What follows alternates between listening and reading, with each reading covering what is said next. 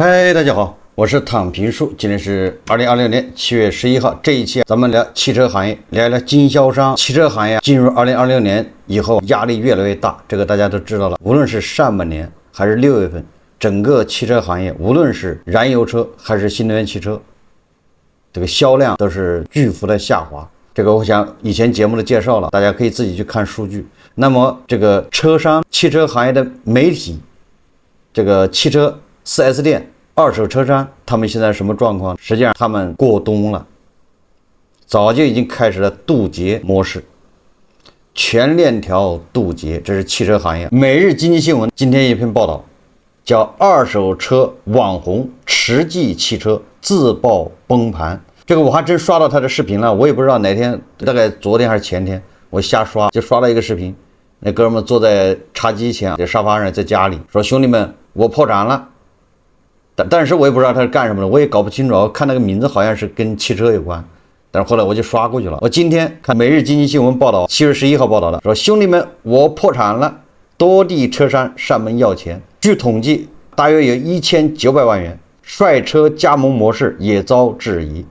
所以今天我们就聊一聊汽车行业不容易啊。这个不光是主机厂商现在内卷加剧，是吧？销量下滑，开启渡劫模式。实际上今天媒体在报道小米在裁员。我今天先不聊小米，我今天先不聊主机厂商，咱们先聊它的配套的上下游链条。所以说惨它就到了，曹操到。2020年汽车行业的冰河时代。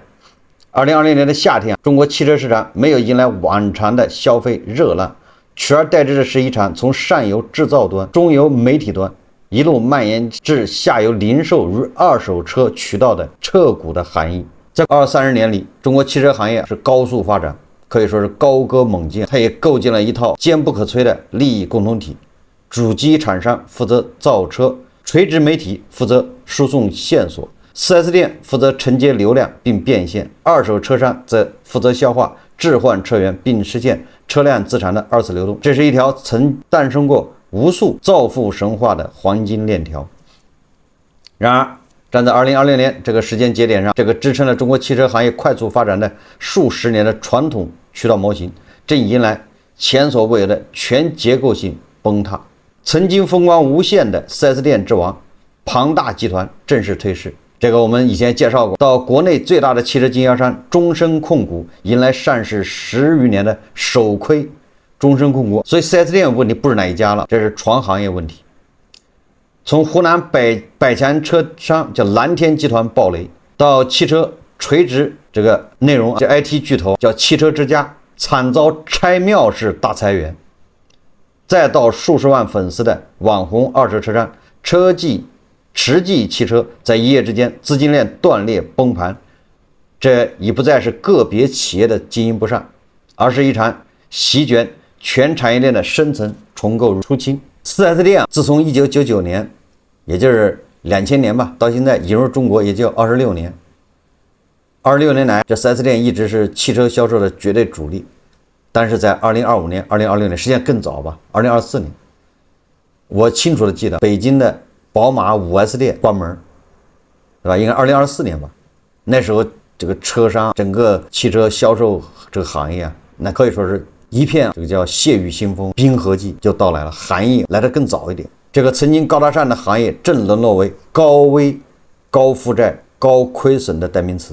我们看数据，中国汽车 4S 网络规模处于剧烈收缩之中。这个是中国汽车流通协会发布的这个2025到2026年度中国汽车流通行业发展报告，这是官方发的报告。这个数据惨到什么程度呢？2024年全国共有4419家 4S 店退网关停。2025年呢，这一数字飙升至4961家，就接近5000家大关，就是关门。5000家 4S 店关门，你说一家10个人吧，那5万人，对吧？4S 店一家怎么这30个人最少了吧？1万5，对不对？你想一想吧。截至2025年底，国内汽车 4S 网络规模32432家，整体规模持续收缩。2024至2025年短短2年间，全国有超过9000家 4S 店消失的 4S 店，这是从规模上说。那从这个经营状况，超半数经销商首次陷入亏损，一半的经销商已经开始亏损了。那很多经销商其实亏损很长时间了，但是现在一半的经销商都是亏损，那也就是还有一半的人还能赚钱，还勉强还能活。报告显示，2025年国内汽车经销商盈利比例从前一年的39%大幅收窄至23.5%，持平比例为20.8%，而陷入亏损的比例为56%。这个是2025年年底，不是说到2026年上半年。那要这6个月再一过，大家这6个月无论是燃油车还是新能源汽车，那销量都是断崖式下滑。那你说这6个月 4S 店日子更好过了吗？那是更差。这是中国汽车销售行业历史上首次出现全行业超半数企业亏损的局面。在2020年上半年销售目标考核中，那就是2026年了，全国仅有12%的门店按期达到了目标。你看这今年过了一半了，每个 4S 店都有考核目标，全国只有12%的，也就是1/10的门店完成了任务，达到了考核目标，那剩下的都没完成任务啊。高达77%的门店未达成半年销量目标，其中完成率不足70%的门店占40%，有将近一小半的门店它完成率还没完成70%，还差30%。你说这个，如果将时间拉回到10年前，4S 店是极其繁荣的。2000年后面大家知道吧？如果你要搞一个奥迪 4S 店，那就意味着你一年挣个小目标没毛病。那时候你要想搞个 4S 店，我记得江苏无锡有个什么 4S 店，那都对吧？那审批到哪儿了？大家应该看过报道吧？对吧？一个 4S 店要到长老那儿去啊，9代长老批示，什么概念啊？你现在 4S 店给人家都不敢要是吧？那就是亏损货。在这里我要插播一下广告，有个叫万国散人的，每天都在盗我的视频搬运。他被我骂了之后，我在几个节目里面我天天骂，而且我在每个节目里面中间就是我不选，随时会我想起来就骂。我做节目的时候想起来我就骂，这个叫读完计划。你搬，那你得把我节目看完，你还得把里面骂他这个删掉，否则这叫读完计划啊！我有的时候可能从头骂到尾，也不间断的在里面到处插。这个骂了他之后，这个畜生他把名字改了，改成叫宜城宛人，他挺会改的，改成宜城宛人了。有网友告诉我了，但是你改有什么用？他在抖音账号上，他的这个抖音号叫684619335359，大家记住了，这是个畜生。怎么叫畜生？搬运我的视频，他全部是我的视频，搬了1200多条。这个畜生居然还有39个会员花钱，这39个我不觉得他是我的粉丝，这39个实际上就是个傻逼，那有病！你全家都吃这个以后吃那种假冒伪劣的食品，为什么他脑子有病啊？给这些盗版的还交钱，这个畜生人人得而骂之。我以后所有的节目里面就会随时会骂，一直骂到他把所有的都删掉，不再搬运。这个畜生他搬了我1200多条这个视频，他在抖音上居然还有28000的粉丝。这个畜生我在抖音上发不出去，经常发，他把我全打回。这平台在助纣为虐。我每天在抖音上我发5个节目，经常只能过1个，有的时候1个都过不了。但是这个畜生搬了1200多条。你说这是平台，这就是咱们现状，这就是当下的中国。还有一些小畜生跟着后面说你不应该骂，典型的这些小畜生。你改名字没有用，你这抖音号我已经报了是吧？大家记住了，你可以不看我的节目，但是你要看一看正版的，你要看盗版的，我这还给盗版交钱，你要埋怨说我怎么每天吃的这些什么垃圾食品，每天都是网上买的什么盗版的，这你自己就要支持盗版。经常我直播的时候，有些傻逼过来问你是不是万国散人呢？那看一次，下一次来问就问你是不是宜城散人。以后每个节目里面都会不定期的骂，我这只是骂他。我现在因为没有时间，等我如果有时间了，我一定会告到他倾家荡产。你这傻逼不是不报，我是现在没时间。那我一旦真出手，绝对会让你倾家荡产，否则是不可能罢休的。这是我严厉警告。不好意思啊，这就是插播，我这个节目以后不定期的要插播，一直插播到他放弃盗窃啊。我们接着看，那这个最大的经销商中升控股，作为国内最具实力的汽车经销商巨头，中升控股在2025年交出一份令人震惊的财报。2025年中升控股营收是1644亿，下降2.2%，但是规模利润呢是亏损16.7亿。你说中升控股上市10年来第一次亏损，这是一巨型 4S 店航母亏损的核心原因就在于其新车销售业务。2025年，中兴控股的新车业务毛利率跌至负的3.8%。你卖一辆10万的车，你要赔3万8，不是3万3800。中申在财报中极为坦率地指出，新车价格倒挂极其严重，主机厂将大量补贴后置，导致其根本无法覆盖前端巨大的进销差价。这不光是中申控股，还有一个叫永达汽车、广汇汽车，一个巨亏，一个退场。这个广汇汽车咱们都介绍过，它是上市公司退市了。作为传统豪车销售主力军的永达汽车，同样在2025年陷入亏损泥潭，经调整规模净亏损达到3亿至3.3亿元。广汇汽车曾经在全国拥有数百家网点，中国最大的汽车经销商集团之一。2024年至2025年，合资如豪华品牌退网占比超60%的残酷大潮中，广汇汽车最终未能挺过去，彻底终止了其核心卖车业务。还有一个就是庞大集团，庞大集团有 4S 店之王这个称号。巅峰时期，庞大在全国拥有超过1400家经销商网点，市值逼近700亿元。然而，在2025年，庞大集团正式从上交所退市。截至2026年3月，庞大仅剩122家经销门店，相较于巅峰期缩水了90%以上。那这是 4S 店经销商的这个惨状。那我们看，那这些 4S 店的打工人，根据中国汽车流通协会发布的2026年汽车经销商集团 TOP 100报告，近5年来，国内100强汽车经销商集团员工从42.4万人锐减至31.7万人，累计减少11万人，5年减少11万人。这行业跟房地产是一样的，遭到打击了。这是在信层的门店中，传统 4S 店一线销售整体离职率接近70%，售后技师的流失率也超过了50%，那就极不稳定啊！就那不稳定的原因就肯定工资低，对不对？如果你一个月给他发1万，他肯定不走，你一个月只能发1000多，他们都全靠奖金，那他谁都干不下去。2025年，超过半数的合资品牌经销商一线销售月度到手薪资，就是发到手上不足5000块，这有点太狠了。4S 店对吧？一线销售发到手工资不足5000块，那谁确实干不下去。而在2020年7月爆发的湖南蓝天集团湖南蓝天集团它不是传它裁员吗？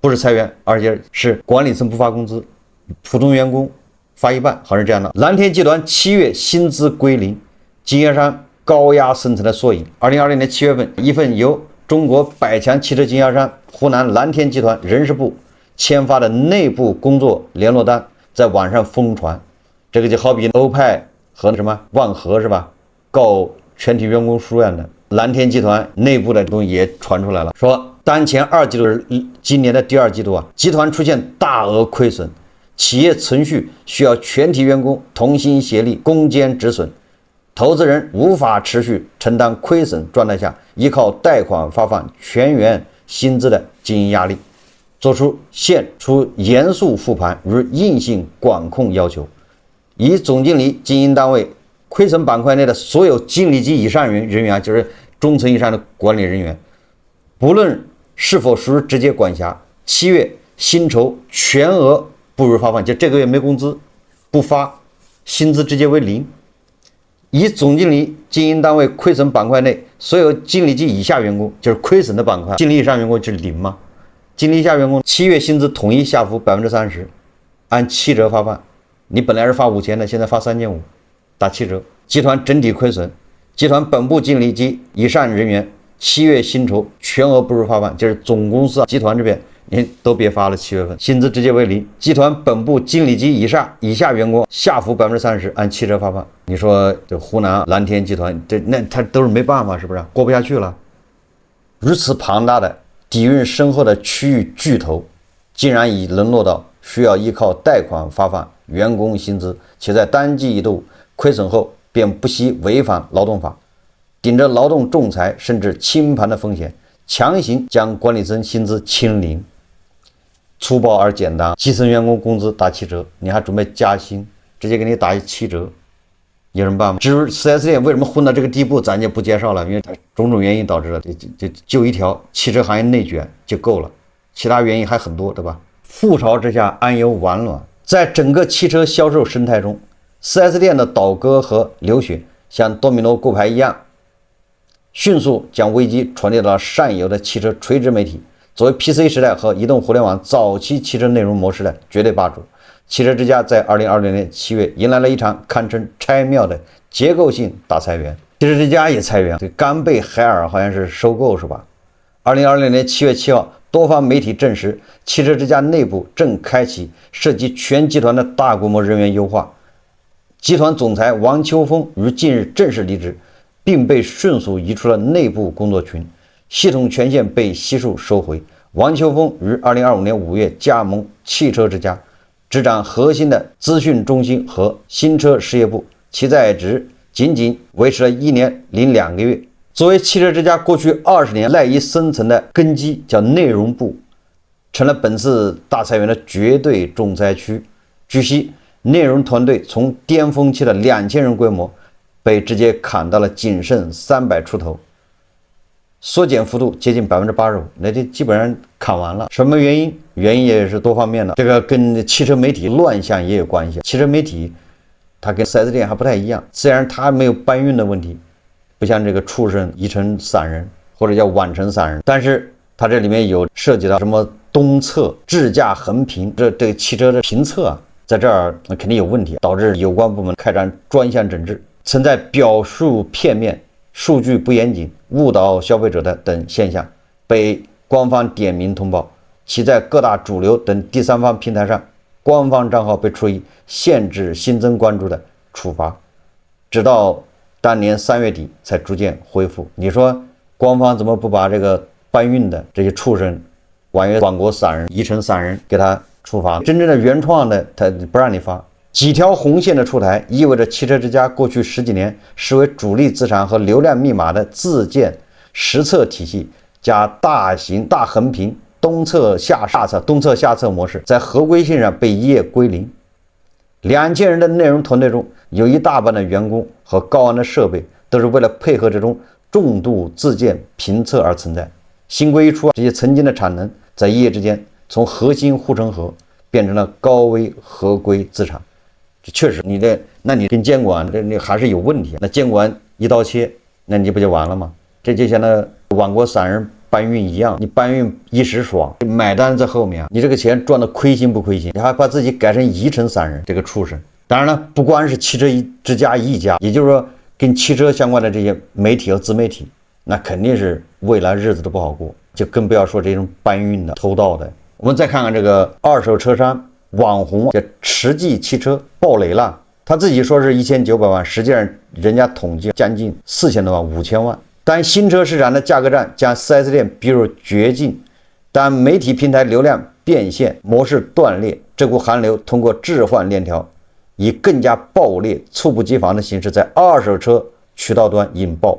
2020年7月，山东日照发生网红二手车商驰骥汽车破产事件，就爆雷事件，彻底撕开了二手车行业在市场下行周期里的风控黑洞。根据这个每日经济新闻7月11号的报道，2020年7月初的山东日照，燥热的海风夹杂着令人不安的气息，在日照当地一处拥有上千平米豪华展厅的门前，聚集了数十位从天南海北赶来的外地二手车商。就在几天前，这里还是当地首屈一指的二手车交易地标驰骥汽车。然而此时整个展厅人去楼空，曾经在直播间里整齐排列的100余台豪车展车不见了踪影。7月5日，驰骥汽车的负责人在全网坐拥数十万粉丝的知名二手车商驰浩，这就相当于这个在抖音坐拥2.8万粉丝的知名盗窃分子，这个叫网国散人或者叫移成散人，在镜头前发布了一则短视频，面容憔悴地宣布：兄弟们，我破产了。在这段视频中，网国散人将这家巨型车商的崩溃归结于个人心态膨胀、盲目扩张规模，以及背负了高昂的民间高息资金，盲目搬运，搬了1200多条。你这个畜生罪孽多深重吧？他宣称，由于自身对市场经营风险把控严重不足，导致各方现金流被抽走，最终引发资金链彻底断裂。他面对镜头向债权人喊话，希望大家能给一些时间处理，甚至在随后的非公开场合直言，进去屏障反而是最大的解脱。关键你说后面4、5千万，多少人受灾跟着后面，本来这行情就不好，是吧？你这一弄，有多少人要破产？宜城散人口中的屏障，在潇洒背后是几十家中小车商被深深剥离的血汗钱。涉案金额，现场受害车商自发统计的数据显示，目前明确登记在册的受害车商共有30家左右，直接被骗取的购车款金额大约在1900万元，另有部分外围车商传言涉及的总流失资金高达4000多万。相关部门已于2020年7月10日对该事件进行了正式立案处理。现在问题就是这些受害的车商钱不见了，这个钱给到这个二手车商宜城散人呢，这个小偷他把这钱干什么去了？按照他自己的说法，他说他以前为了扩张借了高额的民间借贷，利息比较高，这个钱拿去填那个窟窿去了。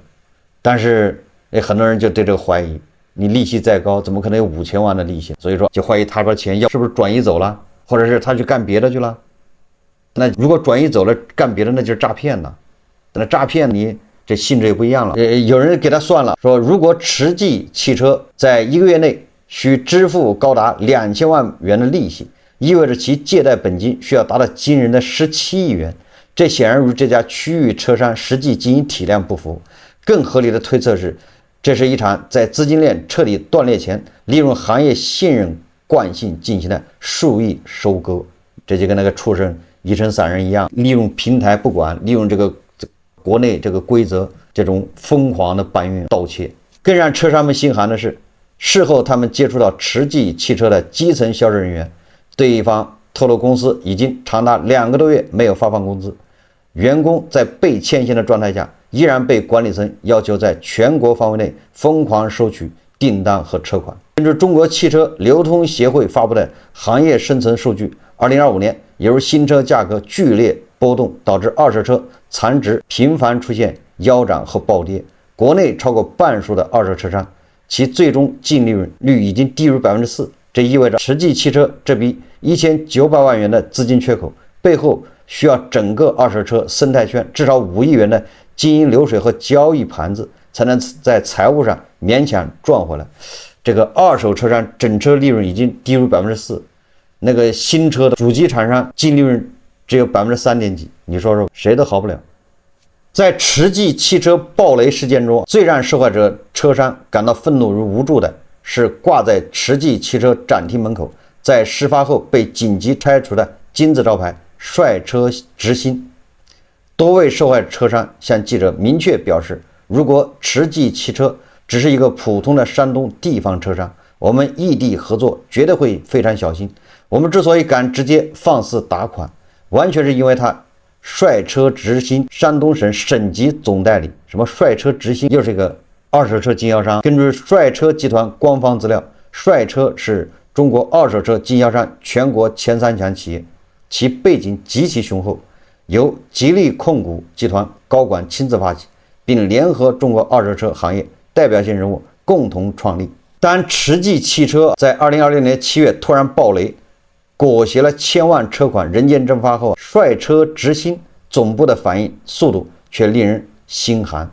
7月5日，帅车直新官方紧急发布声明，核心内容只有一条：山东慈济汽车仅仅是山东帅车直新的折扣新车省级代理商，并不是帅车山东分公司，也是甩锅了呗，迅速切割。最后咱们要说一下官方的这个结论。每日经济新闻他说，最后说二手车行业长期向好的基本面未变。从更深层面来看，慈济汽车的倒下反映出二手车行业资源型思维正在失效。说事实上，中国二手车市场的大盘仍在向上攀升。今年1到5月，二手车交易量达到809万辆，同比增长2.3%，累计交易金额突破5300亿元。同期，国内二手车交易量已达新车销量的99.3%，基本实现1:1的里程碑式突破。这标志着市场结构正在发生历史性转变。但是问题在哪儿？问题是你现在由于主机厂商内卷，它压力大什么？它就不停的降价，新车在降价。你那个奥迪 A6 你降到30万，那你二手的2026呢？你得多少钱卖？你二手车商把那车刚收到手，那边主机新车都降价了，那你还往哪儿卖呢？那车商就面临巨大的这种叫不确定性和风险，而且这个趋势总是往下的，它不是涨价，你知道吧？